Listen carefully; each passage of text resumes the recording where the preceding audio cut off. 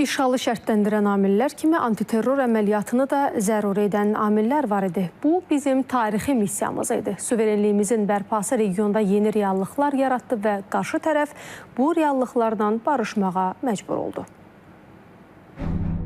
İşğal dövründə Ermənistanın siyasi rejimi və separatçılar Azərbaycan ərazilərində törətdikləri təxribatlardan qalmırdılar. Köçəryan Sarkisyan cütlüyünün hərbi ritorikası, Nikol Paşinyanın Qarabağa səfəri, hətta 44 günlük müharibədən sonra separatçıların Xankəndidə səfirlik açmaq kimi absurd bəyanatları antiterror əməliyyatını zəruri edən şərtlər idi. Hələ 1923-cü ildə Dağlıq Qarabağ Muxtar Vilayətinin yaradılması ilə başlayan separatçılıq ötən il bir gündən də az müddətdə aparılan antiterror əməliyyatı ilə məhv edildi. Özü üçün vəzifə icad edən qondarma liderlər həbs olundu. Məhz 23 saat 43 dəqiqəlik əməliyyatla Ermənistan Qarabağın Azərbaycan ərazisi olduğunu bir daha etiraf etdi. Məcbur oldular o reallıqlarla hesablaşmağa və anlayaraq ki, Azərbaycana ərazi iddiaların saxlanması Ermənistan dövləti fəlakətə gətirib çıxara bilər.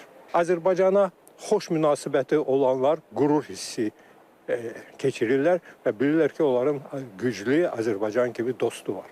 Düşmanlarımız da düşünürəm ki, hesablaşmaq məcburiyyətindədir. Və bu baxımdan Azərbaycanın bu keçirdiyi həm 44 günlük müharibə, həm də bu bir günlük əməliyyat Azərbaycanın xeyli nüfuzun qonşuları dünya qarşısında qaldırır. Lokal xarakterli antiterror tədbirləri indiyədək Azərbaycanın ərazi bütövlüyü və suverenliyinə şübhələr yaratmağa çalışan kənar qüvvələrə də mühüm dərs oldu. Ermənistan və havadarları isə uzun illər Azərbaycana təzyiq aləti kimi tətbiq etdiyi Qarabağ kartından məhrum edildi.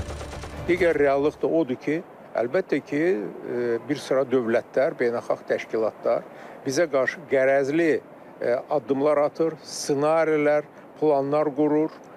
Bunu bizim qələbəmizi həzm edə bilmirlər. Çünki biz görünür onların planlarını pozmuşuq. Amma biz əbədi olaraq buna biganə qala bilməzdik. Beləliklə 2020 və 2023-cü illərdə sülhə məcbur etmə və antiterror tədbirləri ilə Azərbaycan öz qüdrətini nümayiş etdirdi. Güclü rəhbərlik və qəhrəman ordu sayəsində dövlətçiliyimizə yönələn planlar alt-üst edildi. Ölkənin suverenliyi bərpa edildi. İndi regionda yeni geosiyasi konfigurasiya cinahlarımızın nə qədər güclü olduğunu isbatlayır.